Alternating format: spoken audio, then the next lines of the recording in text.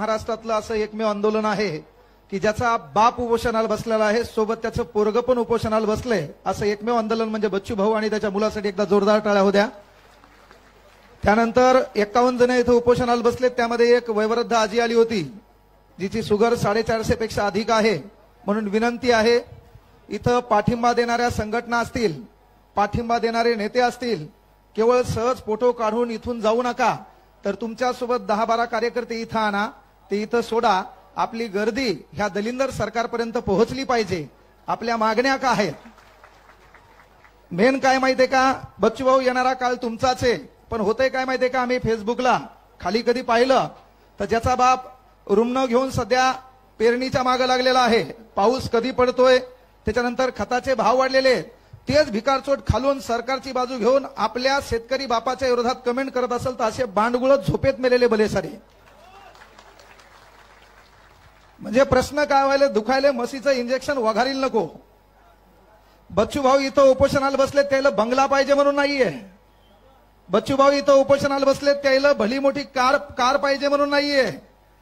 आणि मी तर विनंती करतो, एक लहान भाऊ म्हणून बच्चू भाऊंना, येणाऱ्या काळात तुम्ही आमदार मंत्री पदाचं स्वप्नही पाहू नका. फक्त जर तुम्ही शेतकऱ्याची बाजू, विद्यार्थ्याची बाजू, वंचितांची बाजू, ज्यांच्यावर अन्याय होतो त्याची बाजू म्हणून रस्त्यावर उभे राहिलेत. येणाऱ्या काळात प्रत्येक घरामध्ये देव्हाऱ्यात तुमचा फोटो असणार आहे. फक्त तुम्ही किंग मेकर व्हा, किंग व्हायची काहीच गरज नाहीये.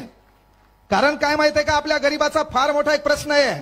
माझ्यापैकी एखादा गरीब असेल आणि त्यानं स्वप्न राजकारणाचं पाहिलं की ज्याचं चारण्याचं खरं नाही का, तेच भिकारचोट खालून संदेश देते. म्हणजे आपण गरीब आहेत पण आपल्याला बोकांडीवर घ्यायला कोण आवडायला श्रीमंत.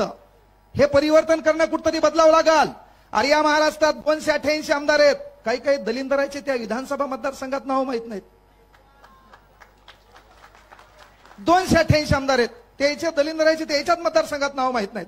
बायको उभी आहे का, नवरा उभा आहे का, ते निवडून आले का सून निवडून आली, त्याचा तेल ताळमेळ नाही. अरे पण 288 मतदारसंघात जरी आमचा माणूस सध्या आमदार नसेल, पण एक गोष्ट लक्षात घ्या, एक जीत से कोई सिकंदर और एक हार से कोई फकीर नहीं होता. येणारा काळ आपला आहे. बच्चू भाऊ साठी एवढंच म्हणेल, अरे काही हार बाकी है, काही जीत बाकी है, काही हार बाकी है, काही जीत बाकी है, मेरे जिंदगी का कई सार बाकी है, यहां से कर ली है मैंने मेरे जिंदगी की शुरुआत. ये तो किताब का एक पन्ना था, अभी तो पूरी किताब बाकी है, अभी तो पूरी किताब बाकी है. मी या ठिकाणी आलोय एक पक्ष म्हणून नाहीये, पण कुठेतरी शेतकऱ्याचा मुद्दा मांडताना एखादा माणूस उपोषणाला बसत असेल तर महाबाप शेतकरी आहे. माझ्याकडे येणारे पोरं शेतकऱ्याचे आहेत. ज्याच्या जीवावर मी क्लास घेऊन फॉर्च्युनर मध्ये फिरायलो, त्याची कृतज्ञता म्हणून एका शेतकऱ्याचं पोरग या नात्यानं मी इथं आलोय. नाहीतर त्याच्यात पुन्हा आमचंही लेबल कुठतरी राजकारणी लोकांसोबत जोडल्या जाते. या ठिकाणून एक ग्वाही द्यालो, कुठल्याही पक्षाचा रुमाल ज्या दिवशी कांगणेसरच्या गळ्यात दिसला, कुठल्याही पक्षाचा प्रवक्ता म्हणून कुठल्या स्टेजवर दिसलो, कुठल्याही नेत्याबद्दल राजकारणाच्या प्रवासामध्ये प्रचार करताना दिसलो, तर जिथं तू भाषणाला उपस्थित असेल तिथं ईट घेऊन मला फेकून आणायची. विद्यार्थ्याचा मुद्दा असेल, माझ्या बाप शेतकऱ्याचा मुद्दा असेल, तेव्हा वाघ हा कधी बी मैदानात असेल हा शब्द इथून द्यायलोय. आम्हाला सरकारशी घेणं नाहीये.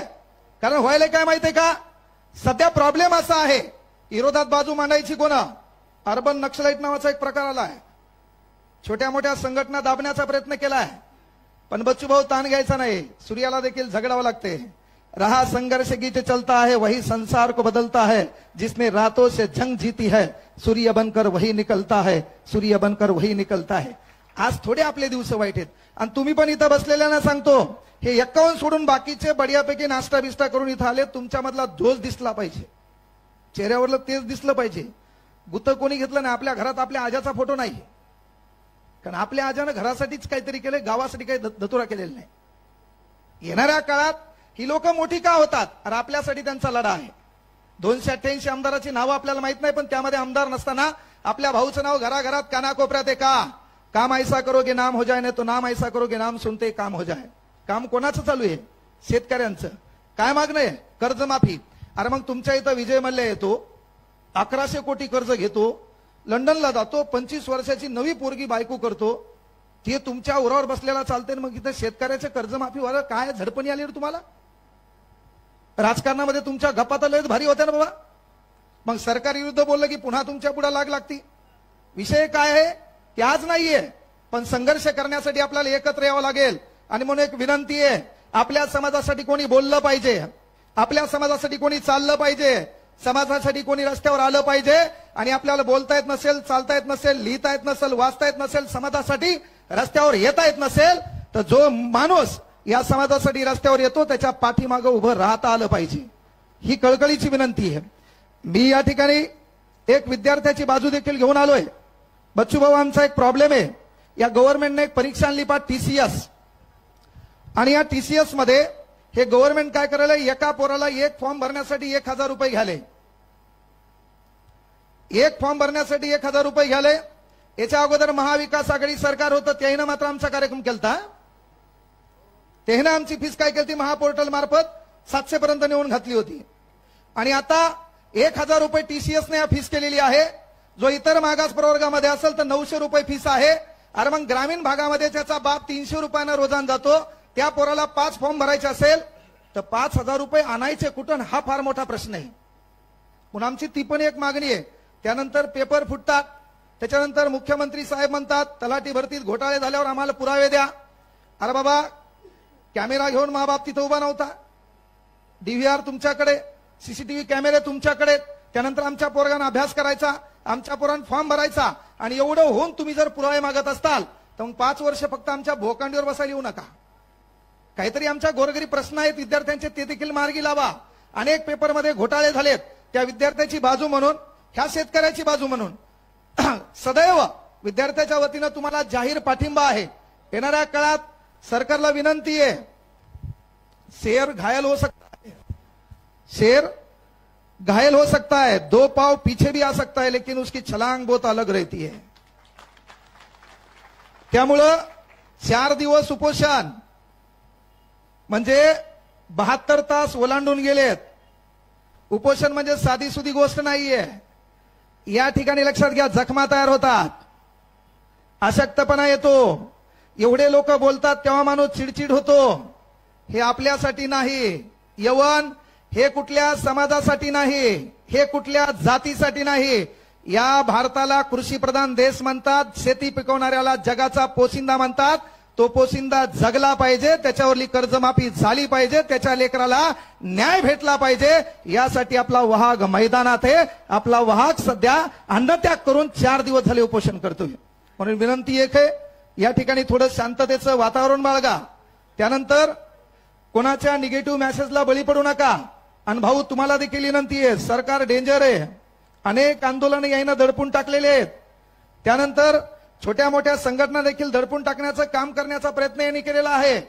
फक्त विनंती आहे की तुम्ही किंग मेकर व्हा, नव्या युवकांना संधी द्या, आपले लोक उभे करा.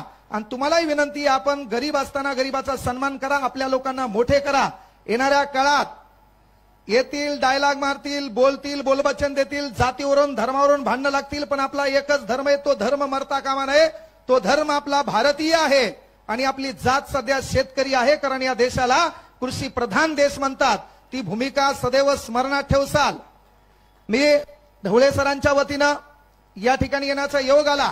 येणाऱ्या काळात बच्चू भाऊचं कुठलंही आंदोलन असेल तर एक विद्यार्थ्यांची बाजू या नात्यानं त्यांचा मोठा भाऊ म्हणून सदैव तुमच्या सोबत असेल, हा शब्द या ठिकाणाहून द्यायलो. आणि आपल्यामध्ये आवाजात धमक असली पाहिजे. या ठिकाणी बहुसंख्य युवक आहे आणि युवक म्हणल्यावर त्याच्यामध्ये जोश असला पाहिजे, ज्याच्यामध्ये चेतना असली पाहिजे.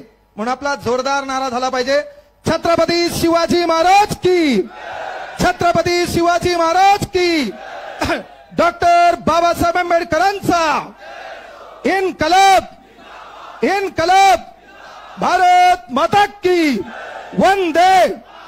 थांबतो या ठिकाणी. जय हिंद, जय महाराष्ट्र.